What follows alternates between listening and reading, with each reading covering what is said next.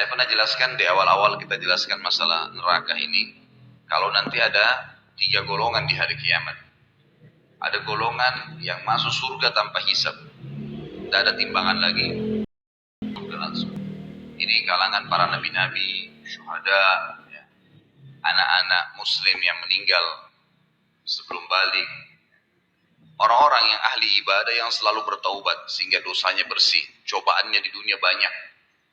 Orang yang sering kita lihat dari cobaan ke cobaan, dari cobaan ke cobaan tidak selesai-selesai. Sementara dia orang beriman. Nah ini adalah orang-orang yang tanda-tanda akan masuk surga tanpa hisab. Karena cobaan itu membersihkan dosa-dosanya. Sebagaimana ada hadis Nabi SAW yang berbunyi dalam hadis Bukhari Muslim. Seorang mukmin akan diuji di dirinya, di hartanya dan keluarganya. Sampai dia bertemu dengan Allah hari kiamat, dengan keluarganya, dalam kondisi tidak ada lagi dosanya. Orang-orang ini masuk surga tanpa hisab. Nggak ada lagi timbangan amalnya. Masuk di dalamnya juga adalah golongan yang disebutkan oleh Nabi SAW, 70.000 orang dari umatku masuk surga tanpa hisab. Makna yang lain, ada hadis dalam riwayat yang lain dikatakan, setiap 70.000 akan membawa 70.000 lagi. Ini semua masuk surga tanpa hisab mereka. Ada golongan yang kedua, adalah orang kafir. Ini langsung masuk neraka, tanpa hisab juga. Karena hisab itu timbangan amal. Orang-orang kafir, munafik, dan orang musyrik. 3 ini gak ada timbangan amal, gak perlu ditimbang amalnya. Langsung masuk neraka. Begitu sudah menerima bukunya, dengan tangan kirinya, dia udah tahu dia akan ke neraka, udah selesai. Digiring oleh Allah, disuruh oleh Allah SWT, para malaikat menggiring mereka, masuk neraka. Jadi ada yang masuk surga tanpa hisab, ada yang masuk neraka tanpa hisab. Tidak ada lagi timbangan amal. Nah, tersisa di tengah-tengah adalah orang yang ditimbang amalnya. Orang yang ditimbang amalnya ini ada 2. Ada orang yang nanti setelah ditimbang amalnya, ternyata amal solehnya lebih banyak. Ini disebabkan karena dia masih banyak dosanya juga. Ada dosa yang dia lakukan. Malas bertobat. Nggak mau bertobat kepada Allah Azza wa Jalla. Nah ini, orang seperti ini bisa lolos. Misal, amal solehnya 100.000, dosanya misal 90.000. Ada 10.000 selisihnya. Nah dia lolos nih. Tapi ditimbang dulu, dihisab dulu. Nah orang-orang yang dihisab tadi ini lolos karena amal solehnya lebih banyak, sama orang-orang yang masuk surga tanpa hisab, itu bisa memberikan syafaat. Mereka lah yang bisa memberikan syafaat. Golongan yang lain di dalam orang yang ditimbang amalnya, sekali lagi tadi ada orang tidak tanpa ditimbang masuk surga tanpa hisab, ada orang yang masuk neraka tanpa hisab. Di tengah-tengah adalah orang yang ditimbang amal. Orang yang ditimbang amal ini ada 2 golongan lagi. Golongan yang ditimbang amalnya dan memang secara murni tanpa ada bantuan dari manapun, tanpa ada syafaat, memang amal solehnya lebih berat daripada dosanya. Cuma dia ditimbang karena dosanya masih banyak.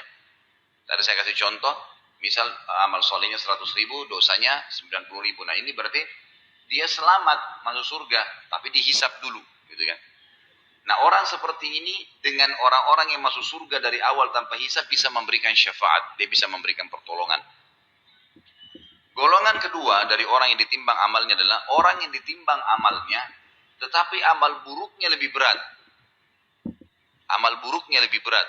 Misal kita balik tadi orang yang lolos 100.000 pahala, 90.000 dosa. Kita balik, orang yang ditimbang kedua ini adalah dosanya yang 100.000, pahalanya yang 90.000. Ini orang masuk neraka. Secara hitung-hitungan, dia harus masuk neraka dulu. Bersihin yang 90.000 itu. Tapi di sini ada banyak pendapat ulama. Yang pertama dikatakan, kalau dosanya 90.000, dosanya 100.000, ini misal, pahalanya 90.000, maka dia disiksa di neraka sesuai dengan kadar selisihnya saja. Bukan semua dosanya. Karena dia punya amal saleh. Dia punya amal saleh. Jadi misal kadarnya cuma beda 10.000 ya. 10.000 itulah yang disiksa di neraka. Karena yang lainnya dianggap berimbang dengan amal solehnya. Makin banyak dosanya, makin lama di neraka. Misal kalau selisihnya banyak sekali, dosanya 100.000, mungkin amal solehnya cuma 1.000. Ini berat buat dia, dia akan disiksa. Bahkan ada orang hari kiamat, amal solehnya tidak ada sama sekali. Kalaupun dia ibadah, sholat, riya. sedekah ria, atau tidak ada yang dia buat, mungkin cuma seumur hidupnya cuma 2 kali sedekah. Mungkin ada orang cuma 2 kali sholat, muslim tapi tiap hari buat dosa, dusta lah, dengar musik lah, inilah, itulah, zina lah, macam-macam. Dosanya banyak. Nah ini berat ini, dia akan masuk neraka sampai bersih dosa-dosanya itu kan. Nah, baik. Jadi di sini orang yang ditimbang amalnya, yang kedua ini adalah orang yang dosanya lebih berat, lebih banyak daripada amal soleh, dia akan masuk ke neraka. Kita masuk ke bahasan kita masalah syafaat. Orang yang masuk surga tanpa hisab tadi, dengan orang yang sudah lolos murni memang karena pahalanya banyak, dosanya ada tapi pahalanya lebih banyak, mereka boleh memberikan syafaat. Yang diberikan syafaat adalah orang yang tadi ini, yang ditimbang dosanya lebih banyak daripada amal solehnya. Tidak ada syafaat bagi orang kafir, nggak ada syafaat untuk orang munafik, nggak ada syafaat untuk orang musyrik. Yang kekal-kekal di neraka ini nggak ada syafaat, nggak ada pertolongan buat mereka, nggak ada orang-orang ini keluar dari neraka selamanya abadi. Yang kena syafaat hanya golongan kedua tadi yang ditimbang amal itu, hanya itu saja. Yang lain nggak ada lagi. Ini yang dimaksud dengan syafaat. Nah, yang memberikan syafaat tadi adalah orang yang lolos murni karena pahalanya lebih banyak dan para orang-orang yang masuk surga tanpa hisab. Amin. Dibersihkanlah. Orang-orang yang masuk neraka dulu dari orang yang ditimbang amalnya, dari kaum muslimin atau kaum mukminin, orang yang beriman. Di dalam ilmu agama kita diberikan istilah dengan usatul mukminin. Usat itu maksudnya ahli maksiat. Maksiat, usat itu artinya orang-orang yang berbuat dosa, tidak sempat taubat, mereka masuk neraka nih. Nah, pada saat masuk neraka, disinilah saatnya syafaat. Saatnya syafaat. Diberikanlah syafaat ke mereka dari kerabatnya, dari teman-temannya. Bahkan Nabi Muhammad SAW sendiri memberikan syafaat. Nah, di sini akan dikeluarkan mereka. Tapi mereka sudah masuk ke neraka. Dan Allahu a'lam berapa lama. Gitu kan? Allahu a'lam. Ada juga pendapat ulama mengatakan, syafaat orang-orang yang masuk surga tanpa hisab, mereka bisa memilih kapan mereka memberikan syafaat. Mereka bisa memilih kapan memberikan syafaat. Misal, sebelum masuk surga pun, Nabi Muhammad SAW dan para nabi-nabi bisa memberikan syafaat. Sebelum masuk surga. Jadi masih selesai timbangan amal, orang-orang masih pada lewat di atas sirat, itu sudah ada syafaat-syafaat mereka. Ada orang-orang yang dapat syafaat. Contoh misal, ada orang dosanya 100.000, tadi pahalanya 90.000. Selisihnya kan 10.000 ya. Nah, dia mendapatkan syafaat. Syafaat nabi-nabi, syafaat Nabi Muhammad SAW misalnya, syafaat seorang keluarganya yang mati syahid. Maka dosanya dibersihkan. Dosanya dibersihkan. Mereka lolos. Karena diberikan syafaat oleh orang-orang yang masuk surga tanpa hisab.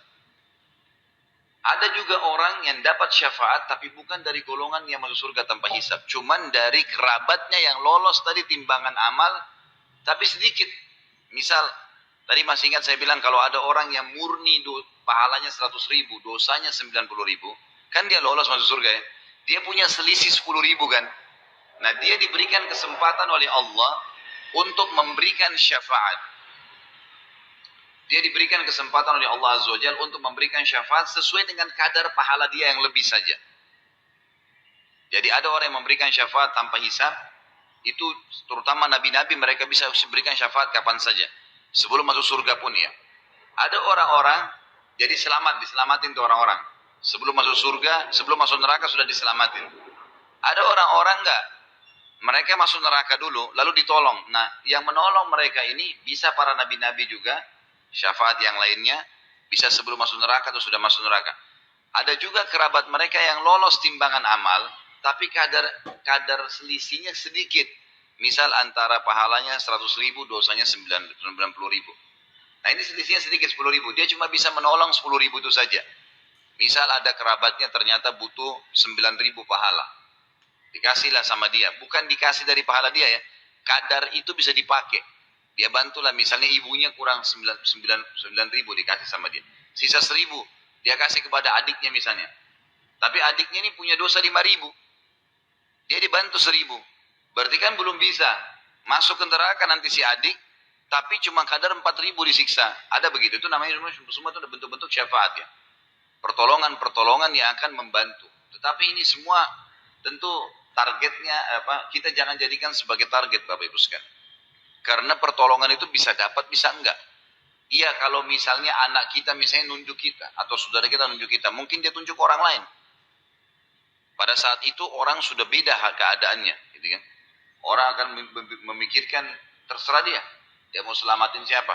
Ya, itu masalah. Gitu kan? Makanya orang yang mati syahid memberikan syafaat 70 orang yang dia kenal, itu bebas. Kerabatnya kah, temannya kah. Sampai para sahabat kalau mereka berperang, sebelum masuk di kancah peperangan mereka saling berwasiat. Nanti kalau saya mati duluan syahid, Allah mudahin saya akan berikan kau syafaatku. Temannya bilang, kalau saya mati syahid saya juga akan berikan kepada kamu. Jadi mereka sudah janjian sebelum meninggal dunia, sampai seperti itu. Karena mereka yakinnya tentang keadaan pada hari kiamat nanti. Ini makna tafsir dari surah Taha 109. Karena dikatakan di sini, pada hari itu tidak berguna syafaat. Kecuali syafaat orang yang Allah Maha Pemurah telah memberi izin kepadanya. Diberi izin karena dia lolos memang tanpa hisab, atau dia memang dasarnya lolos karena amal solehnya lebih banyak. Di garis bawah juga satu hal, orang-orang yang dibantu supaya bisa timbangan, misal dosanya 100.000, pahalanya 90.000, lalu ada yang bantu dia 11.000 pahala, kadar 11.000 pahala. Jadi akhirnya pahalanya lebih banyak sekarang, 90.000 sementara dosanya 89.000, kan gitu. Orang ini lolos, masuk dalam surga. Dia juga lolos, berkat pertolongan orang. Tetapi melewatin sirat, dia terkoyak. Karena di sirat itu nanti kita pelajari di akhir-akhir bab kita nanti dalam neraka ini. Itu di sirat nanti jalan yang gelap, licin, gitu kan, besar. Dan di bawahnya itu, di bawahnya sirat itu neraka. Apinya kelihatan, malaikat di kiri kanan mencambuk orang yang masuk neraka. Ada orang yang lolos seperti bulan purnama, terang. Ada orang seperti bintang-bintang, ada orang seperti menunggangi kuda. Ada orang seperti berlari, ada orang yang berjalan dan terkoyak. Nah, terkoyak ini karena ada besi-besi tajam di antara sirat. Nah, terkoyak ini kenapa? Karena dia punya dosa. Semestinya masuk neraka, tapi karena pertolongan orang, syafaat orang lain, dia lolos. Dosanya 100.000. Pahalanya 90.000, selisih 10.000. Ada orang yang bantu dia 11.000 misalnya. Nah, 11.000 ini membuat dia lolos akhirnya masuk ke dalam surga. Tapi melewatin sirat terkoyak. Jadi tubuhnya terkoyak, berdarah. Gitu kan. Tapi dia tetap lolos. Nanti yang kita bahas di akhir bab kita. Itu makna daripada Allah Maha Pemurah telah memberi izin kepadanya. Dan dia telah meridhoi perkataannya. Maksudnya dia ucapin kata-kata, Allah terima. Kemudian firman Allah yang lain adalah surah Az-Zumar ayat 44. A'udzu billahi minasyaitonir rajim. Qul lillahi syafa'atu jami'a. Lahu mulkus samawati wal ard, thumma ilaihi turja'un. Katakanlah hai Muhammad, hanya kepunyaan Allah syafaat itu semuanya. Tentu dong saya dengan izin Allah, Allah yang berikan. Kepunyaannya lah, ya. Dan ini Bapak Ibu yang sudah tahu tentu, tapi saya ingatkan kembali, kalau nya besar, berarti di tengah-tengah huruf begitu Allah, kembali kepada kata ganti Allah. Sama dengan dia, dia-nya biasa dibesarin, itu berarti kata ganti Allah. Kepunyaannya lah, ya, kerajaan langit dan bumi. Kemudian kepadanya lah kamu dikembalikan. Saksi bahasan kita adalah masalah hanya kepunyaan Allah syafaat itu. Jadi Allah Azza wa Jalla yang memberikan kesempatan. Kalau enggak maka tidak bisa mengeluarkan atau memberikan syafaat. Ya, tidak bisa memberikan syafaat. Selanjutnya kita lihat surah Zukhruf ayat 86. Ini di buku kita tidak ditulis soalnya. Ayatnya buka surah Zukhruf ya. A'udzubillahi minasyaitonirrajim. ولا يملك الذين يدعون من دونه الشفاعة إلا من شهد بالحق وهم يعلمون. Dan sembahan-sembahan yang mereka sembah selain Allah, patung kah, pohon keramat kah, atau apa saja, tidak dapat memberi syafaat. Akan tetapi orang yang dapat memberi syafaat ialah orang yang mengakui yang hak, tauhid, beriman kepada Allah, dan mereka meyakininya. Kita bahas sekarang hadis Nabi SAW. Tadi beberapa ayat Al-Quran yang menjelaskan tentang syafaat. Dan sudah saya rincikan tadi seperti apa syafaat pada hari kiamat itu. Di dalam hadis diriwayatkan Imam Bukhari dan juga Imam Muslim, Abu Sa'id Al-Khudri radhiyallahu anhu meriwayatkan dari Nabi SAW, yadkhulu ahlul jannatil jannata wa ahlun nari nara. ثم يقول الله عز وجل أخرجوا من كان في قلبي مثقال حبة من خردل من إيمان فيخرجون منها قد اسودوا فيلقون في نهر الحياة فينبتون كما تنبت الحبة في جانب السيل ألم تر أنها تخرج صفراء ملتوية. Ahli surga pada saat sudah masuk ke dalam surga, semuanya sudah masuk ke dalam surga dan ahli neraka sudah masuk ke neraka. Kemudian Allah Azza wa Jalla berfirman, keluarkanlah siapa saja dalam hatinya terdapat seberat biji sawi dari keimanan. Keluarkan siapa saja dalam hatinya terdapat seberat biji sawi keimanan.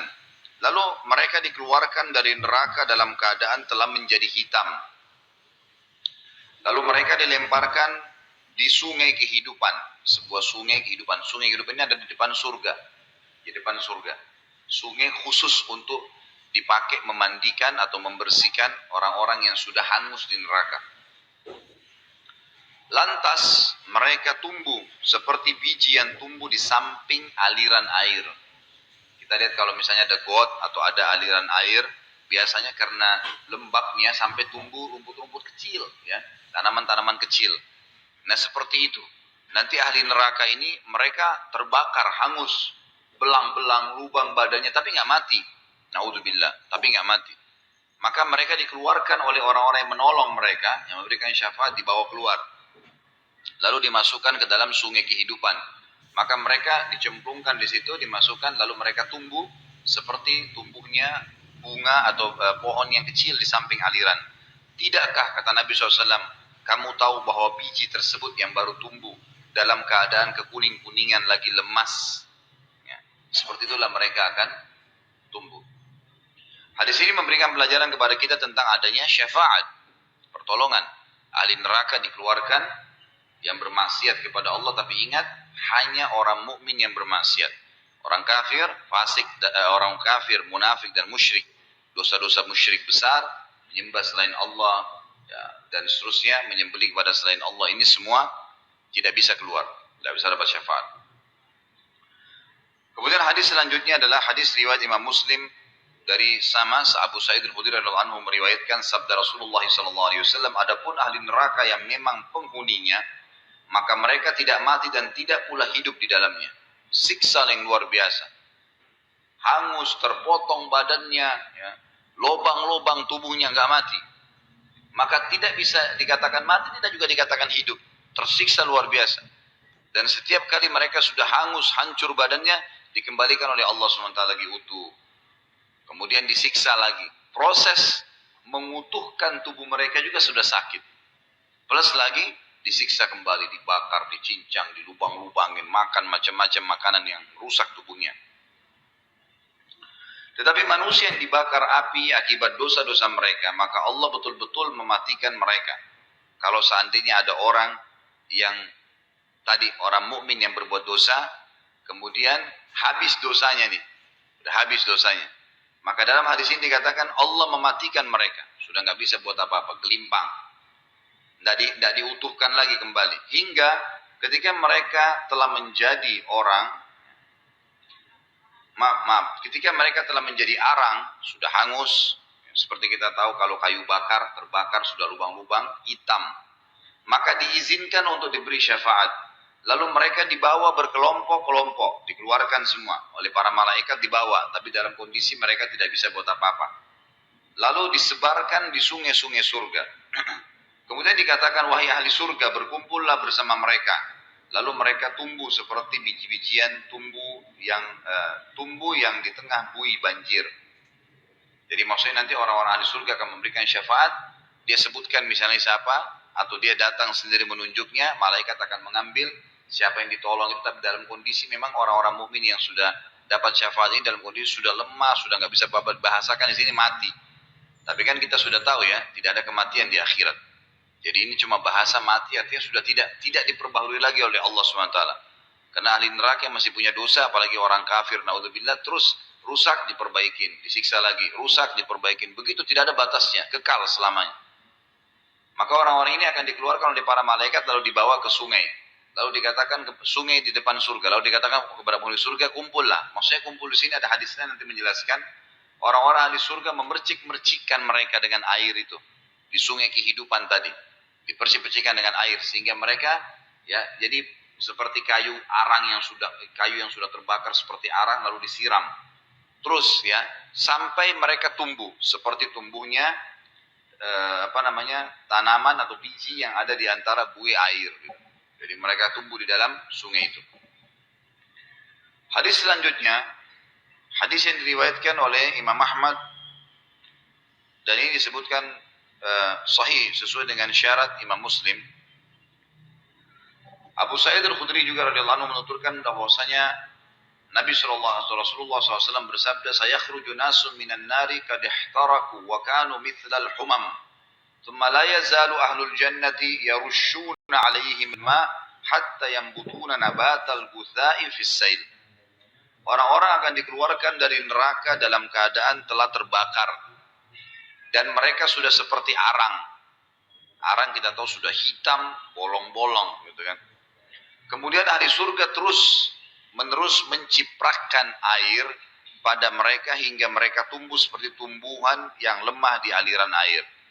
Di sini maksudnya tentu hadis Rasulullah tidak bisa dibaca satu-satu ya. Ini saling menguatkan.